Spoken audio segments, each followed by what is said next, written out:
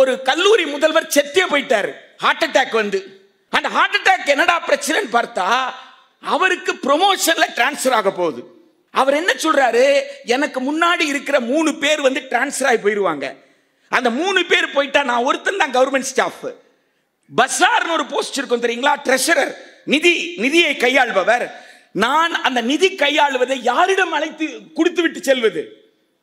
நான் permanent staff, என் கட்டுப்பாட்டில் கல்லூரியினுடைய நிதி இருக்கு, நான் அந்த கல்லூரியுடைய நிதியை இன்னொருத்தர் கொடுக்கணும்ல. அவருக்கு ப்ரமோஷன் 1 வாரம் 2 வாரத்துக்குள்ள வரப்போகுது. அப்ப நான் யாரிடம் கொடுத்துட்டு போறது? இந்த ஒரு மிகப்பெரிய மன உளைச்சல்.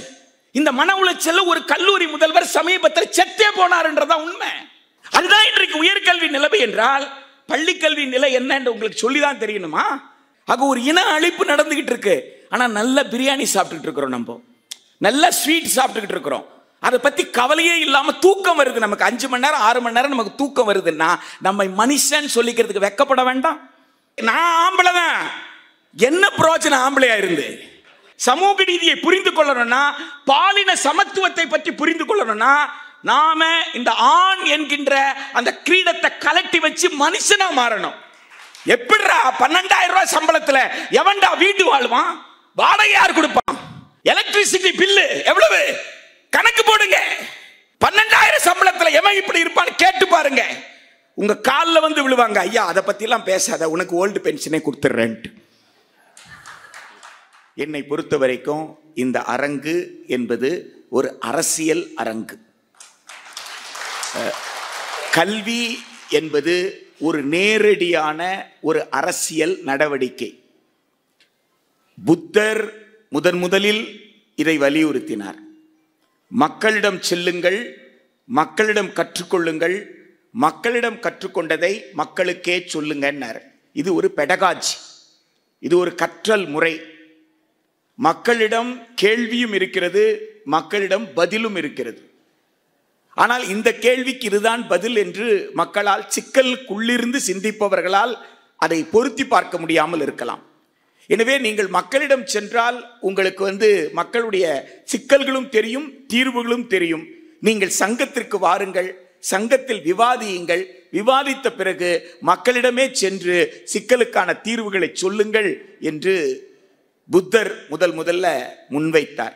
இயக்கவியல் 2500 வருடத்திற்கு முன்னாடி இயக்கவியலை பேசிய மகான் புத்தர் தான் இன்று ஏதோ ஒரு மத தலைவர் மாதிரி காட்டப்படுறார்.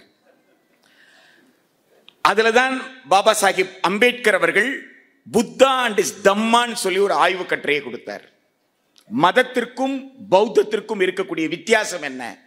பௌத்தம் என்பது மதம் இல்லை, அதாவது நாம சொல்லக்கூடிய கடவுளை மையப்படுத்திய ஒரு மதம் கிடையாது என்பதை ரொம்ப தெளிவாக அந்த புத்தா இஸ் தம்மான்ற எழுதியிருக்காரு. அதுல ஒரு 4வது அத்தியாயத்தில் அந்த கட்டுரையில் அவர் ரிலிஜன்னா என்ன, தம்மம்னா என்னன்னு சொல்றார். ரிலிஜன் இஸ் ஃபால்ஸ், அதனால it needs a god, but Dhamma is truth, so it doesn't need a காட்ன்றார். சமயம் போலியானது என்பதனால் அதற்கு கடவுள் தேவைப்படுது மதத்துக்கு. ஆனால் தம்மம் உண்மை என்பதனால் தம்மத்திற்கு கடவுள் தேவையில்லை அப்படின்னு சொல்றார். எனவே புத்தர் முன்வைத்த தம்மம் என்பது ஆனால் அம்பேத்கரை பொறுத்த வரைக்கும் 2500 வருஷத்துக்கு முன்னாடி காரல் மார்க்ஸ் இருந்திருந்தால் எப்படி சிந்தித்திருக்க முடியுமோ அந்த பொது உடைமையினுடைய தொடக்க புள்ளி. 2500 வருடத்திற்கு பின்னாடி புத்தர் பிறந்திருந்தால் அது எப்படி சிந்தித்திருப்பாரோ அதுதான் மார்க்ஸ் என்பதுதான் பாபா சாஹேப் அம்பேத்கருடைய கணிப்பு.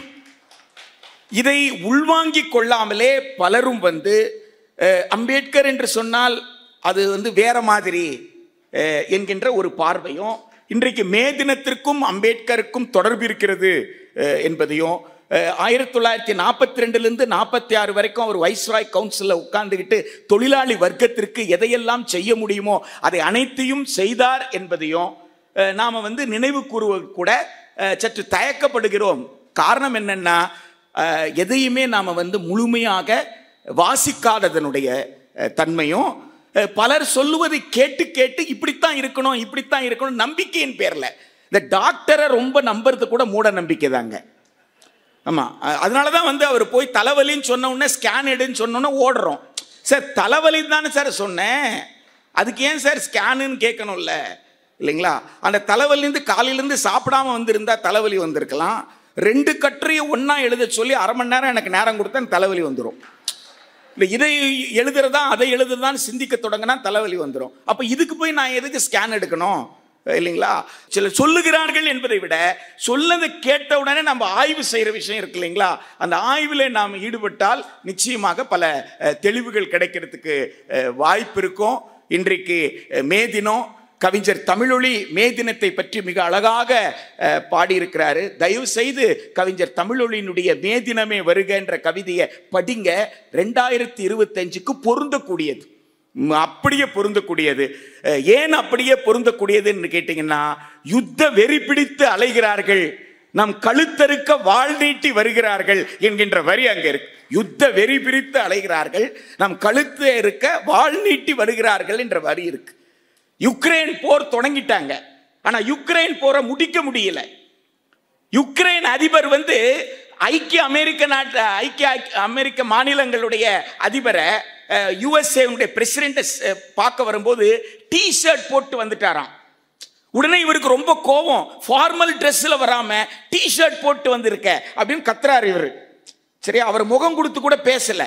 அவர் சொல்றாரு, என் மக்கள் செத்து போயிட்டு இருக்கிறாங்க, நான் என்ன சட்டு போடுறத பத்தியா நான் கவலைப்படுவேன்றார். என் மக்கள் செத்துக்கிட்டு இருக்கிறான், அந்த போரை நிறுத்தணும், போரை நிறுத்த முடியல, அந்த வேதனையோட நான் வந்திருக்கிறேன், நீங்க என்ன சட்டன்னு கேட்கிறீங்களே அப்படின்னு சொல்லி அந்த நாட்டு அதிபர் பேசுறாரு. அப்போ யுக்ரைன் என்ன நடந்துகிட்டு இருக்கு நமக்கு தெரியாதா? காசாவில் இன அழிப்பு நடந்துகிட்டு இருக்குது. நாமெல்லாம் மனுஷன் சொல்லிக்கிறதுக்கு வெக்கப்படணுங்க, வெக்கப்படணும். ஒவ்வொரு நாளும் பல்லாயிரக்கணக்கான மக்கள் சாகுறாங்க, பல நூறு குழந்தைகள் செத்து போயிட்டு இருக்கிறாங்க, பல நூறு குழந்தைகள். ஒரு குழந்தை 2 குழந்தை இல்லை, பல நூறு குழந்தைகள்.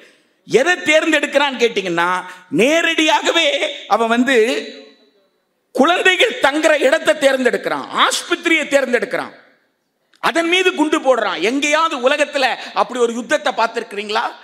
மருத்துவமனையை தேர்ந்தெடுத்து குண்டு போடுறத. அங்க ஒரு இன அழிப்பு நடந்துகிட்டு இருக்கு. ஆனா நல்ல பிரியாணி சாப்பிட்டுட்டு இருக்கிறோம், நம்ம நல்ல ஸ்வீட் சாப்பிட்டுக்கிட்டு இருக்கிறோம். அதை பத்தி கவலையே இல்லாம தூக்கம் வருது நமக்கு. 5 மணி நேரம் 6 மணி நேரம் நமக்கு தூக்கம் வருதுன்னா நம்மை மனுஷன் சொல்லிக்கிறதுக்கு வெக்கப்பட வேண்டாம். காசாவில் இவ்வளவு பெரிய இன அழிப்பு நடக்கும் பொழுது எனக்கு நல்லா தூக்கம் வருதியா அப்படின்னு ஒருத்தன் சொன்னான். நேத்து நல்லா தூங்கினங்க, 6 மணி நேரம் தூங்கினங்க அப்படின்னு சொன்னா, டேய் மனுஷனாடா நீன்னு கேட்க வேண்டாம். யோசிச்சு பாருங்க. ஆக மனிதனுக்கு இருக்கக்கூடிய அந்த இயல்பான தன்மையை இழந்து விட்டு நாம ஒரு நுகர்வோராக நாம் வாழ்கிறோம் என்பதுதான் ரொம்ப முக்கியம்.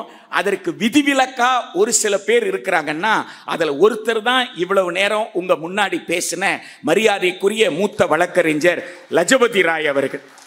ஏனென்றால் நீங்கள் சென்னை உயர் நீதிமன்றம் தொடங்கி உச்ச நீதிமன்றம் வரைக்கும் போய் ஒரு வக்கீல நீங்க ஃபிக்ஸ் பண்ணிட்டு இங்க உட்காரணும். உங்களுக்கு சுலபமா லஜபதி ராய் கிடைச்சிடுறாரு, அதனால உங்களுக்கு அந்த பிரச்சனை தெரியல. ஒரு வக்கீல தேடி போய் நீங்க இப்படி ஒரு நாளைக்கு உச்ச நீதிமன்றத்தில் ஒரு நாள்னா அவங்க 1 மணி நேரமும் 1.5 மணி நேரம் தான் ஆஜராவாங்க. ஆனா அவங்க கணக்கு பிரகாரம் ஒரு ஹியரிங், சரியா? அந்த ஒரு ஹியரிங்க்கு மூத்த வழக்கறிஞரை நீங்க நியமிக்கணும்னு சொன்னா ரொம்ப குறைந்த ஒரு வழக்கறிஞர்னா 10 லட்சத்திலிருந்து 15 லட்சம் தான். அதிகம்லாம் கிடையாது. 1 கோடி 2 கோடிலாம் இல்லை, சரியா? 1 கோடி 2 கோடிலாம் தேவையில்லை. ஒரு நாளைக்கு மட்டும்தான். அந்த 10 நாள் அந்த வழக்கு நடக்குதுன்னா பார்த்துக்கோங்க. ஒரு நாளைக்கு 10 லட்சத்திலிருந்து 15 லட்சம்னா 10 நாள் அந்த வழக்கு நடந்தா எவ்வளோன்னு பார்த்துக்கோங்க. மிக குறைந்த கட்டணம் தான் வாங்குறாங்க. ஆனால் உங்களை பொறுத்த வரைக்கும் சர்வசாதாரணமாக ஒரு மூத்த வழக்கறிஞரை உங்களால் பார்க்க முடியும். அப்படிப்பட்ட வழக்கறிஞர்களுக்கு லீவு நாள் ரொம்ப முக்கியமான நாள். அன்னைக்கு தான் அவங்க ஜூனியர்ஸ்க்கு நோட்ஸ் கொடுப்பாங்க. அன்னைக்கு தான் அவங்க மற்ற வழக்கறிஞர்களோட விவாதிக்கிற அந்த வழக்கு சம்பந்தம். ஸோ அவ்வளவு 24 மணி நேரம் போதாது என்கின்ற வகையில் உழைக்கின்ற மக்களுக்கான வாதிடக்கூடிய வழக்கறிஞருடைய எண்ணிக்கை மிக குறைவாக இருக்குது அப்படின்னு சொன்னா அவங்களுக்கு இருக்கக்கூடிய ஒர்க் பிரஷர் என்னன்னு தெரியும். அப்படிப்பட்ட ஒர்க் பிரஷருக்கு இடையில மரியாதைக்குரிய திரு லஜபதி ராய் அவர்கள் இவ்வளவு நேரம் நம்ம மாநாட்டிற்கு வருகை தந்து அமர்ந்து நம்மோடு இருக்கிறார் என்பதே இந்த மாநாட்டினுடைய மிகப்பெரிய வெற்றியாக நான் பார்க்கிறேன். உங்கள் மாநாட்டில் உங்களோடு நாங்கள் இருக்கிறோம் என்று சொல்ற விஷயம் இருக்கு பாருங்க, அது ஒரு மிகப்பெரிய நம்பிக்கை தரக்கூடிய ஒரு விஷயமாக நான் பார்க்கின்றேன்.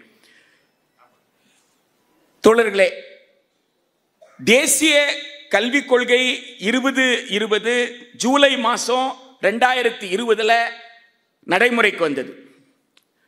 உங்களுக்கு அன்னை இந்திரா காந்தி அவர்கள் அவசர காலத்தை அறிவித்தார்கள். ஆனால் it was a constitutional process. It was a constitutional process. இந்திய அரசமைப்பு சட்டத்தில் அவசர காலத்தை அறிவிப்பதற்கான ஒரு கூறு இருக்கு. அதை பயன்படுத்தி அவங்க அறிவிச்சாங்க. It's a legal process. அதை எப்படி எக்ஸசஸ் நடந்தது, அதை எப்படி மிக அதிகமாக தவறாக அது பயன்படுத்தப்பட்டது, அதனால் பொதுமக்களும் தலைவர்களும் எந்த அளவுக்கு பாதிக்கப்பட்டார்கள், அரசியல் இயக்கங்கள் எப்படி ஒடுக்கப்பட்டது என்பது வேற. ஆனா அந்த லீகல் ப்ராசஸ் ஒன்று இருக்குல்ல, ஒரு செய்வதை விசாரித்து செய்வது என்பதோ அதை சட்டப்படி செய்வது என்பதோ அந்த குறுகிய காலம் வரைக்கும் தான் அந்த அவசர காலம் இருக்க முடியுமே தவிர அதற்கு மேல் அது இருக்க முடியாது. அதற்கு மேல நீங்க என்ன செய்யணும், தேர்தல் நடத்த வேண்டும் என்கின்ற விஷயங்கள் இது அத்தனையுமே நீங்க அந்த அவசர காலத்தில் நீங்க பார்த்திருக்கலாம். ஆனால் 2020 உங்களுக்கு பெருந்தொற்று காலம், 144 தடை உத்தரவு, எல்லாரையும் வீட்டுக்குள்ள இருக்க சொல்லிட்டாங்க, விளக்கேற்றிட்டு இருக்க சொன்னாங்க, கை தட்டிக்கிட்டு இருக்க சொன்னாங்க. எல்லாரையும் வீட்டுக்குள்ள உட்காரு, விளக்கேத்து, கைத்தட்டு, கொரோனா ஓடிடும் சொல்லிட்டு தேசிய கல்விக் கொள்கை 2020 என்கின்ற இந்த 66 பக்க ஆவணத்தை, அதையும் அந்த 66 பக்கத்தை முதல் முழுசா வெளியிடாம அவங்க ஹைலைட்ஸ் சொல்லி அதோடைய சிறப்பு அம்சங்கள் சொல்லி செய்தியாளர் கூட்டத்தில் வெளியிட்டாங்க. அப்ப செய்தியாளர்களுக்கே சில சந்தேகம் என்ன இப்படித்தானே சொல்லியிருக்கு அப்படித்தானே சொல்லியிருக்குன்னு விவாதிக்கும் போதுதான் அது முழு ஆவணம் கிடையாது, அது வெறும் ஹைலைட்ஸ் தான் சொன்னதுக்கு அப்புறம், இன்னும் முழு ஆவணமே வெளிவரலன்னு சொன்னதுக்கு அப்புறம் 2 நாள் கழிச்சு தான் அவங்களுடைய வலைதளத்திலேயே அதை வெளியிடுறாங்க. இப்படித்தான் அது வெளியிடப்பட்டது. அது முறைப்படியாக நாடாளுமன்றத்தில் போய் இதுதான் நம்முடைய கொள்கையாக இருக்க போகிறது என்ற கொள்கையோ அல்லது மற்ற அரசியல் கட்சிகளை எல்லாம் அழைத்தோ பேசியோ அது முடிவு பண்ணல. நீங்க ஸ்டாண்டிங் கவுன்சில்ல அவங்க எடுத்த முடிவு கூட டிசன்ட் நோட் இருக்கு. மதுரை நாடாளுமன்ற உறுப்பினருடைய சு வெங்கடேசனுடைய டிசன்ட் நோட் உட்பட அதில் இருக்கு. ஆனால் அதை பற்றியெல்லாம் அவங்க என்ன செய்யல, கவலைப்படல. ஆக ஒரு சட்டத்திற்கு புறம்பாக நாடாளுமன்ற ஜனநாயகத்தை மதிக்காம மக்களாட்சி மாண்புக்கு எதிராக அறிவிக்கப்பட்ட கொள்கை இந்தியாவில் ஒன்று உண்டு என்று சொன்னால் அதுதான் தேசிய கல்விக் கொள்கை 2020. ஆனால் நம்முடைய குடியரசு துணைத் தலைவர் என்ன சொல்லிட்டு இருக்கிறாருன்னா, நாடாளுமன்றத்திற்கு மட்டுமே இறையாண்மைன்னு சொல்லிட்டு இருக்கிறார். நாடாளுமன்றத்திற்கு மட்டுமே இறையாண்மை. எனவே நாடாளுமன்றம் ஒரு முடிவை எடுத்துவிட்டால் நாடாளுமன்றம் எடுத்த முடிவை உச்ச நீதிமன்றம் கூட தலையிடக்கூடாதுன்ற அளவுக்கு பேச ஆரம்பிச்சிட்டார். சரியா? அவர் அங்க பேசுறாருன்னா இங்க ஆளுநர் ரவி அவர்கள் அதை நடைமுறைப்படுத்தி காட்டிக்கிட்டு இருக்கிறார். தமிழ்நாட்டு ஆளுநர் அதை நடைமுறைப்படுத்தி காட்டிக்கிட்டு இருக்கிற போக்கு நாம பார்க்கணும். இந்த சூழல்ல தான் இன்றைக்கு நமக்கு சமூக நீதியை தகர்க்கும் தேசிய கல்விக் கொள்கை என்ற தலைப்பை எனக்கு கொடுத்திருக்கிறாங்க. இந்த மாநாட்டினுடைய முழக்கமாக 4 முழக்கங்களை வைத்திருக்கிறார்கள். அரசு மற்றும் அரசு உதவி பெறும் பள்ளிகளை பாதுகாப்போம், தேசிய கல்விக் கொள்கை 2020 நிராகரிப்போம், இந்தி திணிப்பை எதிர்ப்போம், பறிக்கப்பட்ட உரிமைகளை மீட்டெடுப்போம் என்ற 4 முழக்கங்களை வைத்திருக்கிறார்கள். என்னை பொறுத்த வரைக்கும் 4ம் உள்ளடக்கியது தான் இந்த தேசிய கல்விக் கொள்கை 2020 நிராகரிப்போம் என்று சொல்லுவோம். இன்றைக்கு இருக்கிற ஆபத்து என்ன அப்படின்னு சொல்லி கேட்டா, மிக அழகாக மூத்த வழக்கறிஞர் திரு லஜபதி ராய் அவர்கள் எனக்கு உண்மையிலே அவர் அப்படி திரும்பி கன்னத்துல செருப்பால் அடிச்சுட்டு திரும்ப பேசின மாதிரி எனக்கு தோணிச்சு. மோகினி செயின் கேஸை சொல்லும் பொழுது, ஏண்டா சுப்ரீம் கோர்ட் உங்க கையில ஒரு 1000 கொடுத்தா அந்த 1000 எடுத்துட்டு போய் அடிப்படை உரிமையாக்குன்னு போராடுறதுக்கு பதிலா கோட்டை விட்டீங்களேடா அப்படின்னு என் கன்னத்துல செருப்பால் அடிச்ச மாதிரி இருந்தது.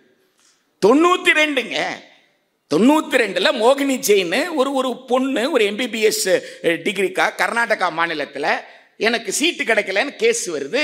அந்த பொண்ணுக்கு எந்த நியாயமும் கிடைக்கலன்னு வச்சுக்கோங்க, ஏன்னா காலம் ஆயிடுச்சுல்ல, அட்மிஷன் டைம் முடிஞ்சிருச்சு. ஆனா யார் வழக்கு தொடுத்தாங்களோ அந்த மாணவிக்கு நேரடி பலன் கிடைக்கல. ஆனா அந்த வழக்கு article 45 it cannot be a pious prayer னு சொன்னாங்க. அப்போ ஆர்டிகல் 45 என்ன இருக்கணும்? Fundamental right. ஆர்டிகல் 45 ஓட நிக்கல. Right to education is a fundamental right னு டிக்ளேர் பண்ணிட்டாங்க. அப்ப ரைட் டு எஜுகேஷன் என்ன? தொடக்க கல்வியிலிருந்து பல்கலைக்கழக முனைவர் பட்ட வரைக்கும் கல்வியை உரிமையா கொடுக்கணும்னு அர்த்தம். மோகினி ஜெயின் 2 வருஷம் ஆச்சு. அதுக்குள்ள இன்னொரு தீர்ப்பு தான் உன்னிகிருஷ்ணன். உங்களுக்கு அப்படியே டைல்யூட் பண்ணிச்சு. உன்னிகிருஷ்ணன் ஓரளவுக்கு நம்ம கொண்டாடிக்கிட்டு இருக்கோம். காரணம் என்ன? 45 அது நிறுத்திருச்சு. ஆமாப்பா 45 வரைக்கும் நம்ம கை தொட முடியாது, 45 வரைக்கும் ஃபண்டமெண்டல் ரைட் தான். அப்பவாது செஞ்சோமா? நம்ம அப்பவும் செய்யல. 2002 மொத்தமா உச்ச நீதிமன்றம் ஆப்பு வச்சது. 2000 உங்களுக்கு கொடுத்தோம், உங்களுக்கு பயன்படுத்திக்க தெரியல, நாங்க என்ன செய்யறது அப்படின்னு சொல்லி ப்ரொஃபஷன் அப்படின்னு சொல்றத ஆக்குபேஷன் முடிச்சுட்டு போயிட்டாங்க. ப்ரொஃபஷன் கற்றுக்கொண்டதை நான் செயல்படுத்துவது, பிராக்டிசிங் லாயர், பிராக்டிசிங் டாக்டர் சொல்ற மாதிரி. ஆக்குபேஷன் பிழைப்புக்காக. அப்ப பிழைப்புக்காக யாரு வேண்டாலும் என்ன செய்யலாம்? பள்ளிக்கூடத்தை தொடங்கலாம் அப்படின்ற அந்த விஷயம் எப்ப தொடங்குது? டிஎம்ஏ பாய் கேஸ் 2002. டிஎம்ஏ பாய் கேஸ் வரைக்கும் ஆர்டிகல் 45 இஸ் சஸ்டெயின்ட். உன்னிகிருஷ்ணன்ல சஸ்டெயின்ட். மோகினி ஜெயின்ல ரைட் டு எஜுகேஷன் சொல்லிட்டாங்க. 2002 டிஎம்ஏ பாய் கேஸ்ல 45 தொடவே இல்லை அவங்க. 45, 41 இதுக்குள்ளெல்லாம் அவங்க போகவே இல்லை. அங்க 19(1)ஓட நின்றுட்டாங்க அவங்க. ஆக்குபேஷனா ப்ரொஃபஷனா அவ்வளவுதான், அதோட முடிச்சுக்கிட்டாங்க அவங்க. ஆக அப்பவாது நம்ம என்ன கேட்டிருக்கணும்? பார்ட் 4ல இருக்கிறது அப்படியே எங்க நகரணும்? பார்ட் 3க்கு நகரணும் நம்ம கேட்டிருக்கணும். பார்ட் 4ல இருக்கிற வார்த்தைகள் அப்படியே எங்க நகரணும்? பார்ட் 4ல இருந்து டைரக்டிவ் பிரின்சிபல்ல இருந்து பார்ட் 3க்கு ஃபண்டமெண்டல் ரைட்டா மாறணும். 2002 அதுக்கும் நம்ம போராடல. 86th amendment. 86th அமெண்ட்மெண்ட்ல 3 பிரச்சனை வருது. ஒன்று, நீங்க தேசிய கல்விக் கொள்கை 2020 ஏதோ இன்னைக்கு ஏற்பட்ட பிரச்சனை போல பார்க்க கூடாது. நம்முடைய திரு அடல் பிகாரி வாஜ்பாய் காலத்துல, பேராசிரியர் முரளி மனோகர் ஜோஷி இருந்த காலத்துல இருந்து இந்த பிரச்சனை இருக்கிறத நீங்க கவனிக்கணும். அப்பதான் உங்களுக்கு பிர்லா அம்பானி அது வரைக்கும் எங்க இருந்து 2 முதலாளிகள் சேர்ந்து கல்விக் கொள்கைக்கு பரிந்துரைகள் கொடுத்தாங்க. இன்னும் பிர்லா அம்பானி கல்விக் கொள்கை அன்றைக்கு எதிர்த்தோமே, அதில் இருக்கிற கூறுகள் அப்படியே இதுக்குள்ள இருக்கிறதையும் நீங்க யுஜிசியினுடைய சமீபத்திய ரெகுலேஷன் உட்பட பிர்லா அம்பானியினுடைய தாக்கம் இருக்கிறத நீங்க பார்க்கலாம். இதெல்லாம் 2002 அந்த திரு அடல் பிகாரி வாஜ்பாய் பிரதமராக இருந்த அந்த என்டிஏ கவர்மெண்ட்ல தான் இதெல்லாம் நம்ம பார்த்தோம். அந்த 2002 தான் 86வது சட்ட திருத்தம். அந்த 86வது சட்ட திருத்தறதெல்லாம் 21A வருது. 21A மாத்திரம் வரல, 51A கே வருது. 21A என்ன இருக்கு? It shall be the 21A between 6 and 14 years right to free and compulsory education இல்லைங்களா? as the state may by law determine. as the state may by law determine. அதே வாசகத்தை 51A கேல பார்க்கலாம். it shall be the duty of the parent or guardian to provide education. ஏண்டா state shall endeavor இருந்தது 45ல. state is government. state shall endeavor தூக்கிட்ட. இந்த manner as the state may by law determine கொண்டு வந்துட்ட. அங்க போய் என்ன பண்ணிட்ட? fundamental duty ஆக்கிட்ட.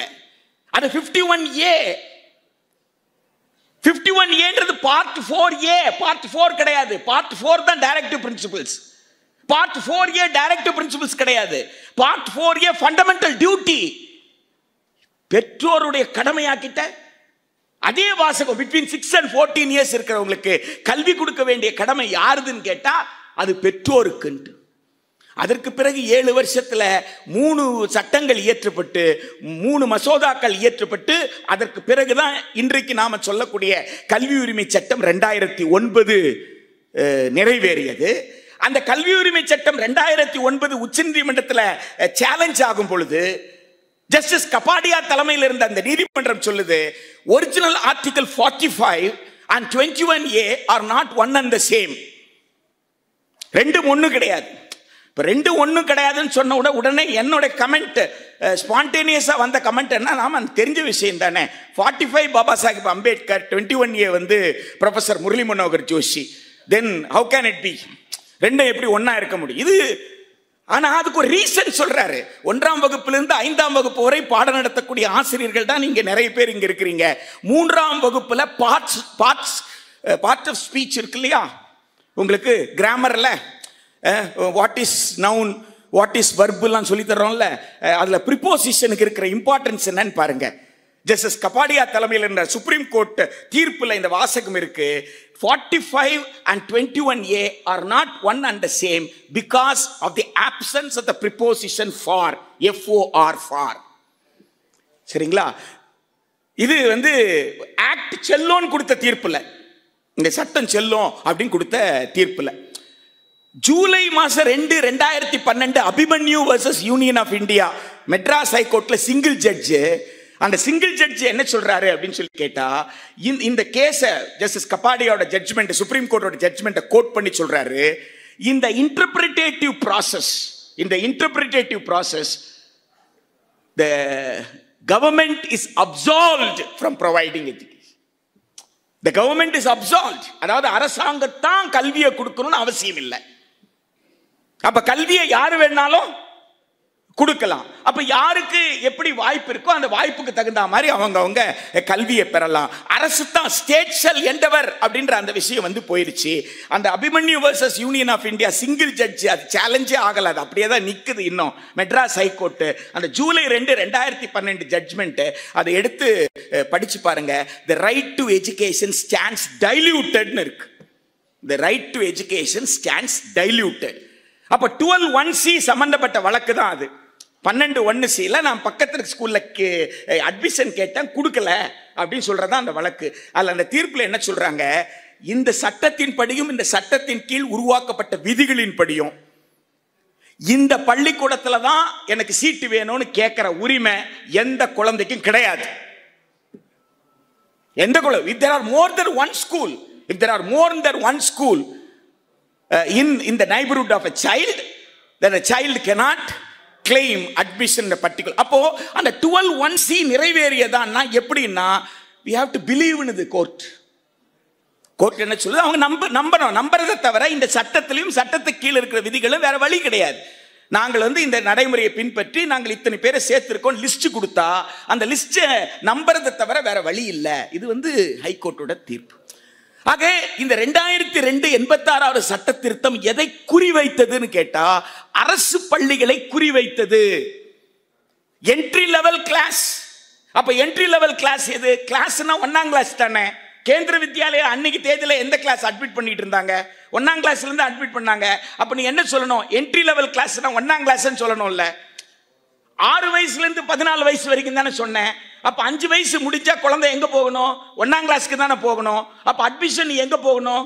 1ஆம் கிளாஸ்க்கு தானே போகணும். அப்புறம் எப்படி ரூல்ஸ் நீ கொண்டு வரும் பொழுது என்ட்ரி லெவல் கிளாஸ்ன்ற வார்த்தையை போட்டு பள்ளிக்கூடம் டிசைட் பண்ணிக்கலாம் தனக்கு என்ட்ரி லெவல் கிளாஸ் எதுன்னு சொல்லிட்டு. அப்ப அந்த சட்டம் 1ஆம் வகுப்புல இருந்து 8ஆம் வகுப்பு வரைக்கும்னா ப்ரீகேஜி இருந்தா ப்ரீகேஜி தான் என்ட்ரி லெவல் கிளாஸ், எல்கேஜி இருந்தா எல்கேஜி என்ட்ரி லெவல் கிளாஸ், 1ஆம் கிளாஸ் இருந்தா 1ஆம் கிளாஸ் என்ட்ரி லெவல் கிளாஸ், 6ஆம் கிளாஸ் தான் 6ல இருந்து 12 வரைக்கும் இருக்கிற ஸ்கூல் இருக்கு இல்லைங்களா, 6ல இருந்து 10 வரைக்கும் இருக்கிற ஸ்கூல். அப்ப அதுக்கு என்ட்ரி லெவல் கிளாஸ் எது? 6ஆம் கிளாஸ். சரியா? ஆக இப்ப என்ன ஆயிருச்சு, உங்களுக்கு எல்கேஜிலே கொண்டு போய் சேர்த்துட்டீங்க. அரசாங்கம் பணம் கட்டுது 25%. கவர்மெண்ட்ல என்ன கிடையாது? எல்கேஜி கிடையாது, யூகேஜி கிடையாது. அப்ப கவர்மெண்ட்ல இல்ல, கவர்மெண்ட் ஸ்கூலுக்கு வர வேண்டிய பையனை அரசாங்கம் மக்களுடைய வரி பணத்துல எங்க கொண்டு போய் சேர்த்திருக்கு? தனியார் கிட்ட கொண்டு போய் சேர்த்து. நீ எல்கேஜி யூகேஜி கொண்டு போய் பிரைவேட் ஸ்கூல்ல சேர்த்ததுக்கு அப்புறம் மீண்டும் கவர்மெண்ட் ஸ்கூலுக்கு வாயான்னா எப்படி வருவான்? கொஞ்சம் யோசித்து பாருங்கள். ஆக 10 ஆண்டு காலத்திற்குள் அரசு பள்ளி அழியும்னு தெரியும். கடந்த 10 ஆண்டுகள்ல தமிழ்நாடு அரசினுடைய பள்ளி கல்வித்துறை மானிய கோரிக்கை கொள்கை குறிப்புல உங்களுக்கு பள்ளிக்கூடங்களோட எண்ணிக்கை இருக்கான்னு சொல்லுங்க. நீங்க பள்ளிக்கூடத்தோட எண்ணிக்கை கடந்த 10 இதுக்கு முன்னாடி இருந்ததே. இன்றைக்கு தேதி வரைக்கும் ஆதி திராவிட நலத்துறையில பள்ளிகளோட எண்ணிக்கையை கொடுக்கறாங்களே. இன்றைக்கு தேதி வரைக்கும் உயர்கல்வி கல்வித்துறையில இத்தனை அரசு கல்லூரிகள், இத்தனை அரசு உதவி பெறும் கல்லூரிகள், சுயநிதி கல்லூரிகள் பட்டியல் கொடுக்கிறாங்களே. ஆனால் பள்ளி கல்வி கொடுக்காத ரகசியம் என்ன? ரகசியமாக வருடம் தோறும் நூற்றுக்கணக்கான பள்ளிகள் மூடப்படுகின்றன என்பதுதான் உண்மை. இல்லை என்று சொன்னால் அரசு அந்த அறிக்கை வெளியிடணும். 2000க்கு முன்னாடி எத்தனை பள்ளிகள் இருந்தது, 2000 2025 வரைக்கும் எத்தனை பள்ளிகள் வருஷம் குறைஞ்சிருக்கு, எந்தெந்த துறை பள்ளிகள் குறைஞ்சு வந்துட்டு இருக்கு, இன்றைக்கு எத்தனை பள்ளிகள் இருக்கு அப்படின்னு தெரிந்தாதானே அடுத்த ஆண்டு எத்தனை பள்ளி இருக்கும் எத்தனை பள்ளி இல்லாதுன்றது நம்ம முடிவுக்கு வர முடியும். நண்பர்களே, இன்றைக்கு நாம இந்த மாநாட்டை நடத்திட்டு இருக்கும் பொழுது நம்ம முன்னாடி இருக்கிற மிகப்பெரிய சவால் என்ன தெரியுங்களா? நம்ம முன்னாடி இருக்கிற மிகப்பெரிய சவால், தயவு செய்து மன்னிங்க, ஓல்டு பென்ஷன் அல்ல. குப்பையில போடுங்க. ஆமா, வருத்தப்படுங்க. ஒரு மாநாட்டில் நான் அப்படி பேசும்போது ஒருத்தர் மெட்ராஸ்ல இருந்து வந்தவர் மாநாட்டை விட்டு வெளில போயிட்டாராம். ட்ரெயின் பிடிச்சி மெட்ராஸ் இவரெல்லாம் கூப்பிட்டு வந்து பேச வச்சுட்டு அப்படின்னு சொல்லிட்டு போயிட்டாராம். ஆமா, என்னை இன்னொரு வாட்டி மயில் கூப்பிடக்கூடாதுன்னு தான் நான் இதை பேசுறேன், வேற எதுக்கும் இல்லை. மனசாட்சியை தொட்டு உங்க கோரிக்கையை பத்தி பேசுங்க. 12,000 ரூபாய் சம்பளத்துல செகண்டரி கிரேட் டீச்சர் ஜூலை மாசம் அப்பாயிண்ட் ஆகி மார்ச் மாசம் வீட்டுக்கு போயிட்டு இருக்கிறான்.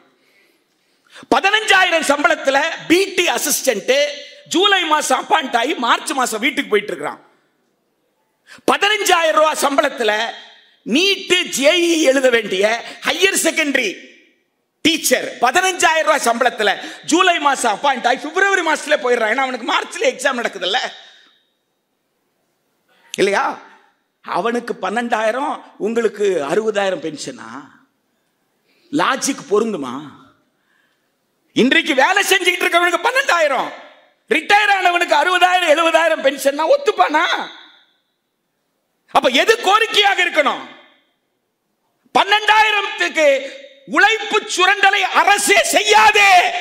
தமிழ்நாடு ஆரம்ப பள்ளி ஆசிரியர் கூட்டணி திண்டுக்கல் அறைகூவல் அரசே வந்து உழைப்பு சுரண்டலில் ஈடுபடலாமா? நீங்கள் பேசணும். பொதுச் செயலாளரும் மாநில தலைவர் அவர்களும் அறைகூவல் கொடுத்தாங்க. நீங்க எல்லாம் விவாதத்தில் பேசணும்னு சொல்லி சொன்னாங்க. விவாதத்தில் நீங்க பேசணும். உங்க மாநாட்டின் முழக்கமாக ஒரு மாநில மாநாடு நடக்கிறது என்றால் தமிழ்நாடு அதிரணும், அதிர்ந்து வரணும். தமிழ்நாடு ஆரம்ப பள்ளி ஆசிரியர் கூட்டணி அலுவலகத்திற்கு பள்ளி கல்வி அமைச்சர் வரணும். அமைச்சரை நீங்கள் பார்ப்பதல்ல, அமைச்சர் உங்கள் அலுவலகத்துக்கு வரணும். அப்படிப்பட்ட போராட்டம். எப்படிடா 12,000 ரூபாய் சம்பளத்துல எவன்டா வீட்டு வாழ்வான்? வாடகை யார் கொடுப்பான்? பால் கார்டு விலை என்ன? எலக்ட்ரிசிட்டி பில்லு எவ்வளவு? கணக்கு போடுங்க. 12,000 சம்பளத்துல எவன் இப்படி இருப்பான்னு கேட்டு பாருங்க. உங்க காலில் வந்து விழுவாங்க. ஐயா, அதை பத்தி எல்லாம் பேசாத, உனக்கு ஓல்டு பென்ஷனே கொடுத்துறேன்.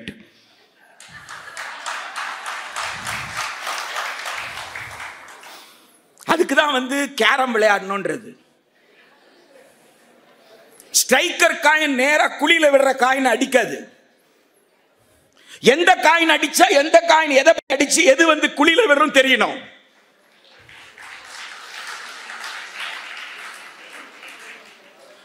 இந்த கோரிக்கை 12,000 ரூபாய் 15,000 ரூபாய் 18,000 ரூபாய் என்ற உழைப்பு சுரண்டல் பண்ணாதே என்ற கோரிக்கை உங்க ஓல்டு பென்ஷன் உங்களுக்கு கிடைக்கணும்ன்றதுக்காக நான் வைக்கல. அது கிடைக்கும். இந்த கோரிக்கை கையில் எடுத்தா அது உங்களுக்கு கிடைக்கும். அது வேற விஷயம்.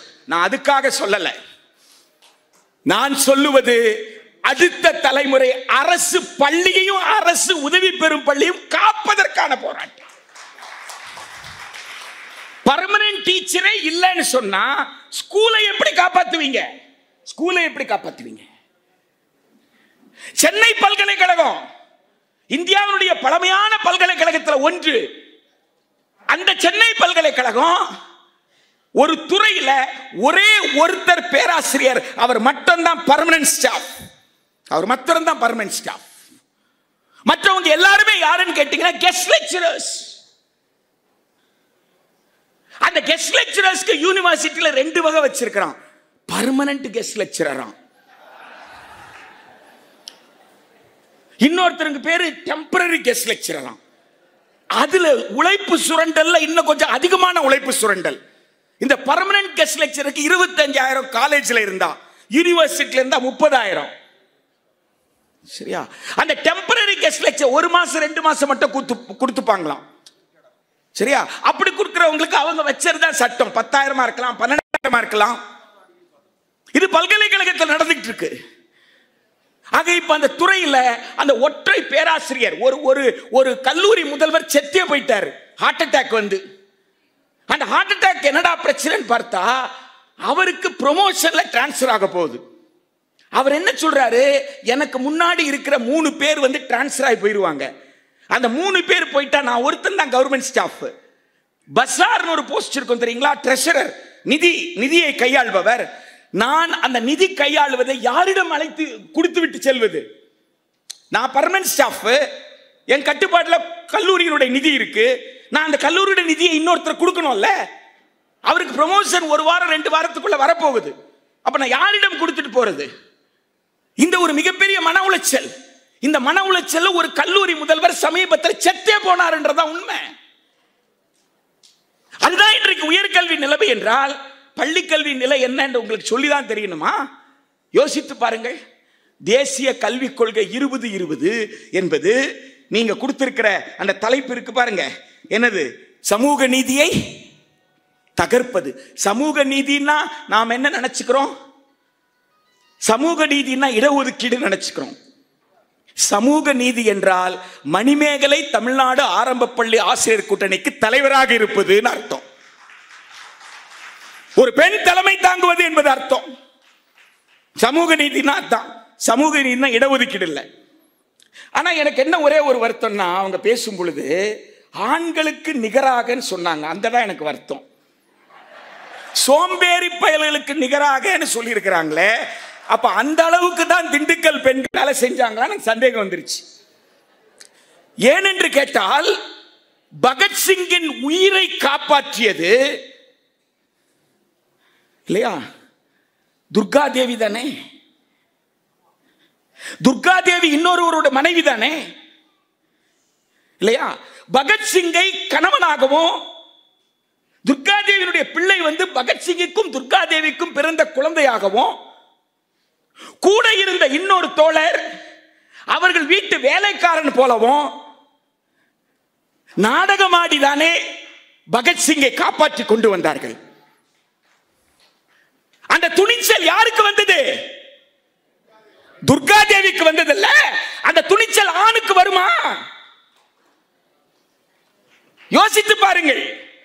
நான் ஆம்பளை தான், என்ன பிரயோஜனம் ஆம்பளையா இருந்து? வரலாற்று ரீதியாக பாருங்கள். சமூக நீதியை புரிந்து கொள்ளணும்னா, பாலின சமத்துவத்தை பற்றி புரிந்து கொள்ளணும்னா, நாம இந்த ஆண் என்கின்ற அந்த கிரீடத்தை கலட்டி வச்சு மனுஷனா மாறணும். ஆண் என்ற கிரீடத்தை குறிப்பா கன்னியாகுமரிக்காரனுக்கு சொல்லிடணும். நான் 1.5 கிலோ 2 கிலோ இல்லைன்னா இன்னைக்கு தேதி வரைக்கும் அந்த கேவலத்தை கன்னியாகுமரியை தொடங்கி இன்னைக்கு எல்லா ஊருக்கும் பரவிடுச்சுன்னு வச்சுக்கோங்க. இல்லையா? வெக்கமே பட மாட்டான். ஏண்டா நானும் சம்பாதிக்கிற, நீயே சம்பாதிக்கிற, இத்தனைக்கு சவரன் கேட்கிறமே, இவ்வளவு வெள்ளி கேட்கிறமே, இவனெல்லாம் வந்து நாம் என்ன சொல்லணும்? மிக சமூகத்தில் மிகப்பெரிய அந்தஸ்து இருக்கிறவன் சொல்லணும். ஜான்சி ராணி கூட இருந்தவங்க எல்லாம் ஓடினாங்களே, ஜான்சி ராணி களத்தில் இறந்தாளா இல்லையா? யோசித்து பாருங்க. களத்தில் இறந்தது யாரு? ஜான்சி ராணி தானே. நீங்க பட்டியல் போட்டுக்கிட்டே வாங்க. கர்நாடகாவில் ஹிஜாப் அணியக்கூடாது என்று போராட்டம், ஒற்றை பெண் அறிவேன் என்று கத்தினால தெரிச்சு ஓடினாங்களே. ஒரே ஒரு பெண்ணு தான், ஆமா நான் போடுவேன் என்னடா திருப்பி கேட்ட உடனே அத்துணை பேரும் கொடியோடு வந்தவங்க, கம்போடு வந்தவங்க ஓடினாங்களா இல்லையா? அந்த பெண்ணுக்கு எங்கே இருந்த அந்த வீரம் வந்தது? இப்ப சமீபத்தில் கேரளால இருந்து ஒரு வீடியோ வைரல் ஆயிட்டு இருக்கு. ஒற்றையாள் ஒரு செங்கொடியை வச்சுட்டு நிக்கிறான். காவி கொடியோட நிறைய பேர் வர்றாங்க. ஊருக்குள்ள வர முடியாத வரைக்கும் ஒரு செங்கொடி காவியை தடுத்ததுன்னு தான் அந்த video. One red flag could resist.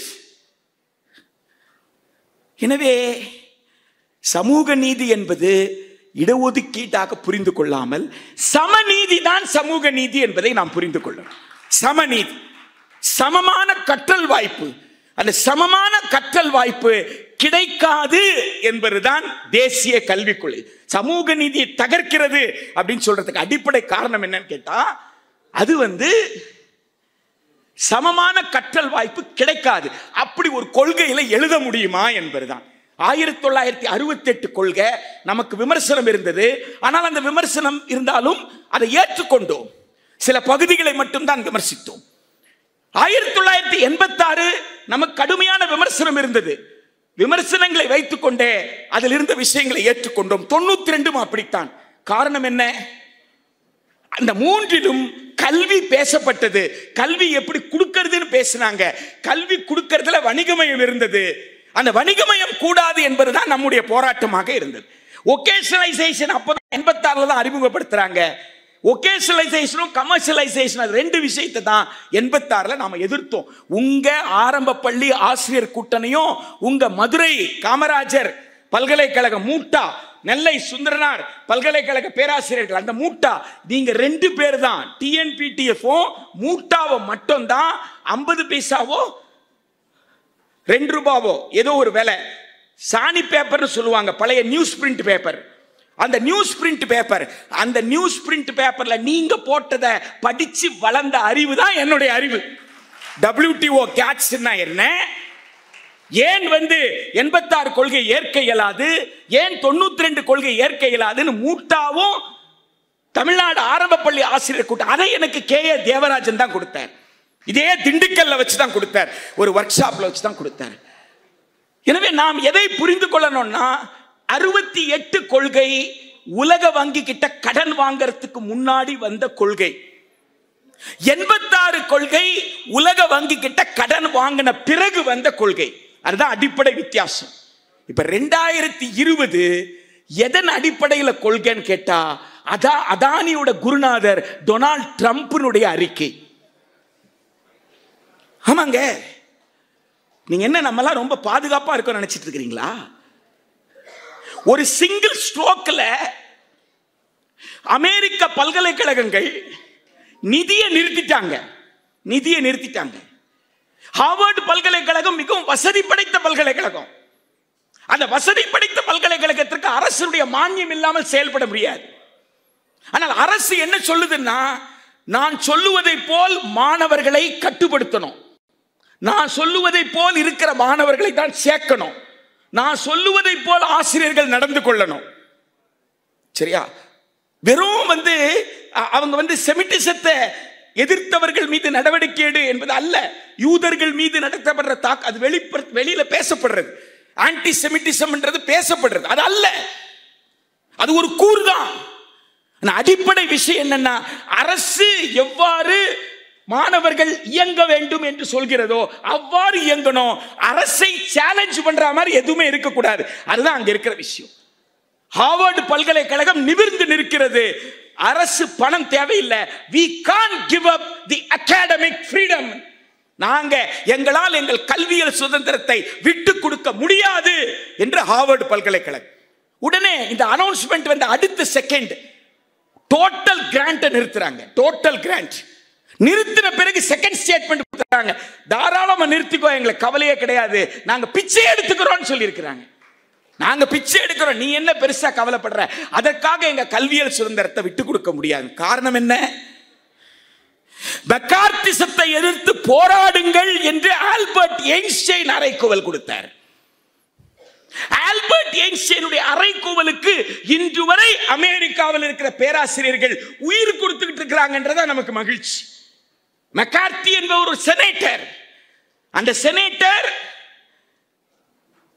கம்யூனிசத்தை பரப்புகிறார்கள் கல்லூரிக்குள்ள, cinema படத்துல, கதைகள்ல.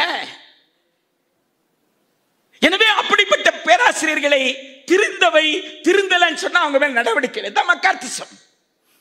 ஆல்பர்ட் ஐன்ஸ்டைன் சொன்னாரு, எப்போ ஒரு ஆசிரியரை பார்த்து நீ இவ்வாறு தான் நடந்து கொள்ள வேண்டும் என்று அரசு சொல்லி அதை ஏற்க வேண்டுமா என்று ஒரு ஆசிரியர் சிந்திக்க தொடங்கிவிட்டாலே அவனுக்குள் இருந்த ஆசிரியர் செத்து போயிட்டார். அது வந்த உள்ள அடுத்த செகண்ட் என்ன சொல்லணும்? முடியாதுன்னு சொல்லணும்ல. இதை என்னவா செய்யணும்னு யோசிக்க ஆரம்பிச்சாலே, அதான் அந்த கடிதம், நண்பருக்கு எழுதின கடிதம். அப்பெல்லாம் வாட்ஸ்அப் கிடையாது. பர்சனல் லெட்டர் எப்படிங்க லீக் ஆகும்? யோசிச்சு பாருங்க, பர்சனல் லெட்டர் எப்படி லீக் ஆகும்? ஆல்பர்ட் ஐன்ஸ்டைன் இன்னொரு வாத்தியாருக்கு எழுதின கடிதம் எப்படி லீக் ஆகும்? லீக் ஆகி அடுத்த நாள் பத்திரிகையில வருது. வந்த உடனே ஆல்பர்ட் ஐன்ஸ்டைன் பல்வேறு அச்சுறுத்தலுக்கு உள்ளாகிறாரு. நீ ஏன் அகதியா வந்தவன்? உனக்கே நாங்க நாடு கொடுத்திருக்கிறோம், தங்கறதுக்கு இடம் இல்லைன்னு வந்தவன். இந்த நாட்டில் நாங்க அடைக்கலம் கொடுத்தா எங்க நாட்டுக்கு எதிராகவே நீ பேசுவியான்னு கொதித்து எழுந்தாங்க. ஆல்பர்ட் ஐன்ஸ்டைனை நாடு கடத்துன்னு சொன்னாங்க. யார? நோபல் பரிசு வாங்கினவனை. யாரால் அமெரிக்காவுக்கு புகழ் கிடைத்ததோ அவனையே என்ன செய்தாங்க? நாடு கடத்துன்னு சொன்னாங்க. எனவே இந்தியாவில் யுத்த வெறி ஆரம்பிக்கிறது என்றால் யுத்தம் கூடாது என்று ஒரு தொடக்கப்பள்ளி ஆசிரியர் சொல்லி அவர் நாடு கடத்தப்பட்டார். இன்னும் மனிதர்கள் தமிழ்நாட்டில் இருக்கிறார்கள் என்ற அர்த்தம். ஆமா, இல்லைங்க, டீச்சர்லாம் ரொம்ப சேஃபா இருக்கிறாங்க. they have not been suspended, they have not been sent out of the country na, then the human is dead ன்னு அர்த்தம். not the teacher in them is dead, the human in them is dead. they are total consumers ன்னு அர்த்தம்.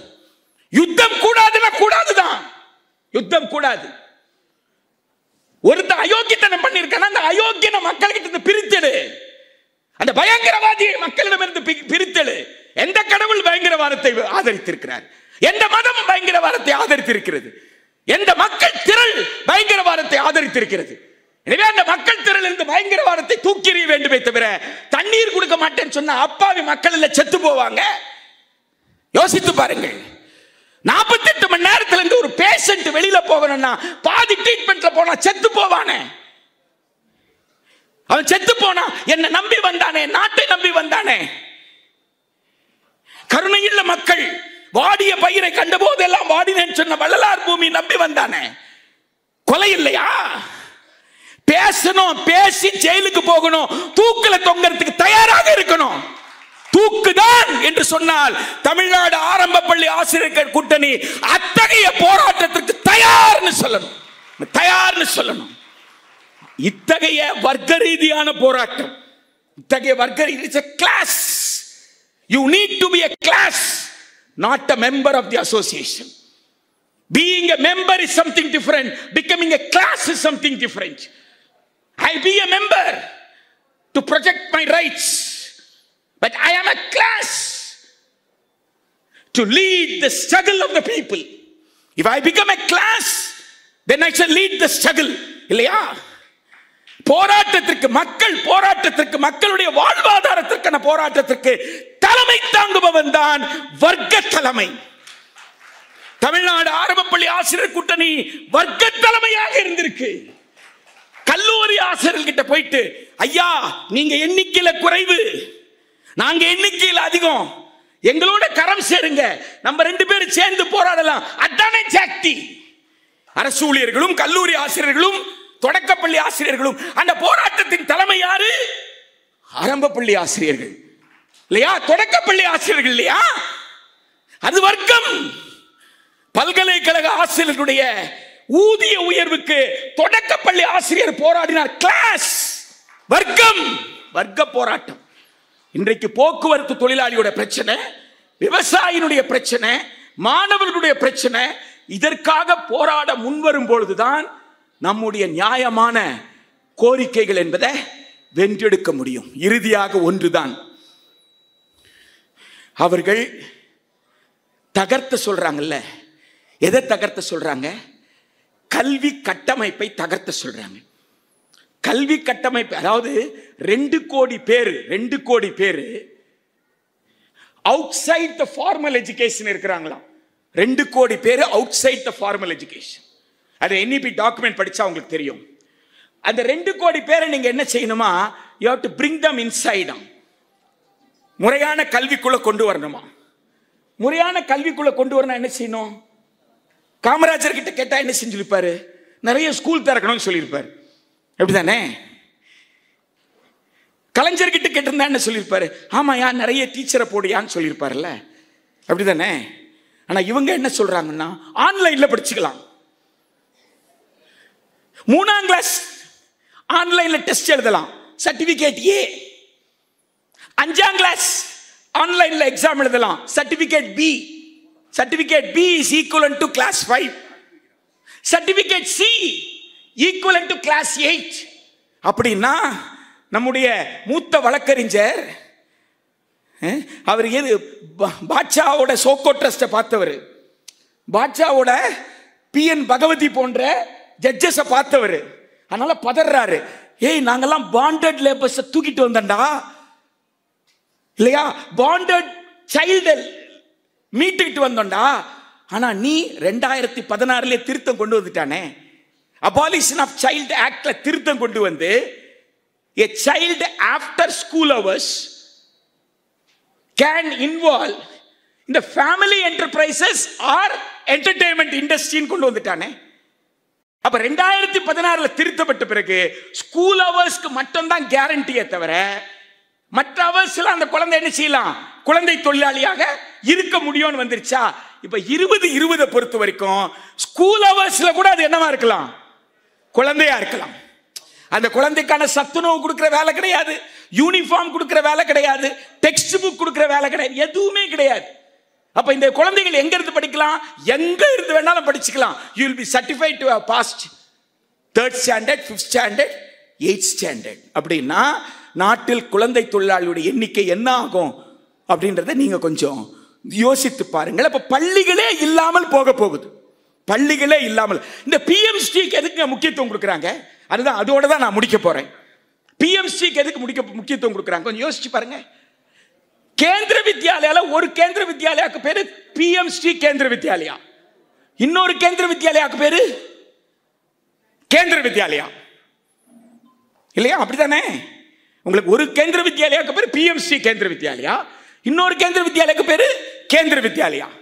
இப்ப அவங்க என்ன சொல்றாங்க, தமிழ்நாட்டிலும் இருக்கக்கூடிய கட்டமைப்பில் சிறந்த பள்ளிகளை whichever school has a very good infrastructure அந்த ஸ்கூல் ஐடென்டிஃபை பண்ணி பிளாக்குக்கு ஒரு ஸ்கூலோ டிஸ்ட்ரிக்ட்டுக்கு ஒரு ஸ்கூலோ நீங்க டிசைட் பண்ணிக்கோங்க, 2 ஸ்கூல் கூட டிசைட் பண்ணிக்கோங்க, அதை பிஎம்சியா டிக்ளேர் பண்ணுன்றான். பேசிக்கா என்ன நடக்க போகுதுன்னு கேட்டா, பிஎம்சி டிக்ளேர் பண்ண உடனே கண்ட்ரோல் யார்கிட்ட போகுது, யூனியன் கவர்மெண்ட் கிட்ட போகுதா. அப்ப உங்க கண்ட்ரோல் இருக்க போறது இல்ல. அப்ப ஸ்கூல் நாம உருவாக்கின ஸ்கூல் யார் கண்ட்ரோல்ல போகும்? 38,000 பள்ளி இன்னைக்கு பேசப்படுறத வச்சு சொல்றேன். கவர்மெண்ட்ல 38,000 பள்ளின்னா சில 100 பள்ளி தான் எது பிஎம்சி. பிஎம்சினா prime minister school for rising India. PMC பள்ளியில படிக்கிறவங்க ரைசிங் இந்தியாக்கான ஸ்டூடெண்ட்னா மத்தவெல்லாம் எந்த இந்தியாவுக்கான ஸ்டூடெண்ட்? இந்த பள்ளிக்கூடம் எல்லாம் ஆகச்சிறந்த பள்ளிக்கூடம்னா மற்ற பள்ளிக்கூடம் எல்லாம் யாரு? நம்மை பொறுத்த வரைக்கும் மாநில அரசு மாதிரி பள்ளி நடத்தினாலும் தப்பு தான். கலைஞருடைய சமச்சீர் கோட்பாட்டுக்கு எதிரானதுதான். தகைசால் பள்ளி சொன்னாலும் கலைஞருடைய சமச்சீர் கோட்பாட்டுக்கு எதிரானதுதான். என சமம் சீர் என்ற கூட்டு சொல்லுதான் சமச்சீர். சமமான கற்றல் வாய்ப்பை சீராக எல்லோருக்கும் கொண்டு சேர்ப்பதுதான் சமச்சீர். எனவே மாதிரி பள்ளி அது மாநிலம் சொன்னாலும் தப்புதான், அது இந்திய அரசு சொன்னாலும் தப்புதான். ஆனால் இந்திய அரசு சூழ்ச்சி என்ன நடந்திருக்குன்னா, மாநில அரசு கட்டுப்பாட்டிலிருந்து எதை எடுப்பது? சின்ன உதாரணம் தான். 12(1C) வந்ததுக்கு அப்புறம் என்னாச்சு? Primary school strength கம்மியாச்சா? 12(1C) கல்வி உரிமை சட்டத்தில் வந்த உடனே இப்போ இந்த பிஎம்சி வந்ததுக்கு அப்புறம் என்ன ஆகும்? ஓ, இந்த பள்ளி எல்லாம் நல்ல பள்ளி இல்லைன்னு யார் சொல்றாங்க? நாட்டின் பிரதமரே சொல்றாருப்பா. அதுவும் உலகம் முழுக்க இன்னும் ஒரு சில நாடுகள் தான் இருக்கான், அவர் இன்னும் பார்க்காத நாடுகள். சரியா? இன்னும் சீக்கிரமா போய் பார்த்துட்டு வந்துருவாரா அந்த நாட்டை கூட. அப்ப உலகம் முழுக்க போய் ஆய்வு செய்துட்டு வந்த பிரதமரே சொல்றாரு, 38,000 பள்ளியில பெரும்பகுதி பள்ளிகள் என்ன கிடையாது, தரம் கிடையாது. பிஎம்சி மட்டும்தான் தரம் சொல்றாருன்னா தரங்கட்ட பள்ளியில வேண்டாம் படிக்க வைப்பான்? யோசிச்சு பாருங்க. அப்ப அந்த பள்ளியில இருந்து எடுப்பாங்களா? அப்ப மிச்சம் மீதி என்ன இருக்கும்?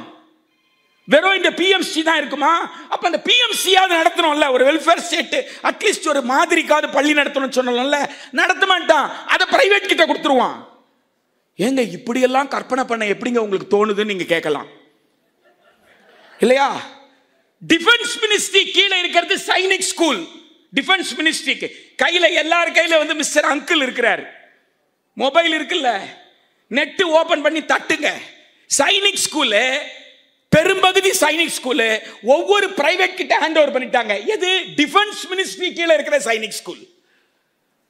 டிஃபென்ஸ் மினிஸ்ட்ரி ஸ்கூலுக்கு இருக்கிற சைனிக் ஸ்கூலோட மேனேஜ்மெண்ட் இன்னைக்கு 1 லட்சத்துல இருந்து 3 லட்சம் வரைக்கும் ஃபீஸ் சைனிக் ஸ்கூல்ல. ராணுவத்திற்கு இனி ஆள் தேவையில்லைல்ல, அதான் அக்னிபாத் வந்துருச்சு, அக்னிவீர் வந்துட்டானே. இனிமேல எங்க இருந்து ரெக்ரூட்மெண்ட் இருந்தா தானே உங்களுக்கு சைனிக் ஸ்கூல். ஒன்னோடு ஒன்னு தொடர்பு இருக்கு. விஸ்வகர்மாக்கு வொகேஷனல் ஸ்கில்லிங்கும் தொடர்பு இருக்கு. ஏன்னா வொகேஷனல் ஸ்கில்லிங்ல local community will decide what should be the vocation the child should learn என்றது. அதான் விஸ்வகர்மால அவர்கள் செய்யற தொழில் பரம்பரையாக என்ன தொழில் செய்கிறாரோ அந்த தொழில் செய்பவருக்கு கடன் கொடுக்கிறேன் அப்படின்னு சொல்லி சொல்றான். அப்ப விஸ்வகர்மாவை தனியாவும் NEP 2020 தனியாவும் பார்க்க முடியாது. ஆக பெரும்பகுதி அரசு பள்ளிகளை அழித்துவிட்டு கடைசியில PMC பள்ளி மட்டுமே இருக்கும் என்று சொன்னால், அந்த PMC பள்ளியும் தனியார் கிட்ட கொடுக்கிறது தான் யாரோட திட்டம்? NEP 2020 திட்டம்னா பள்ளியே இல்லை என்றால் சமூக நீதி அழிந்தது.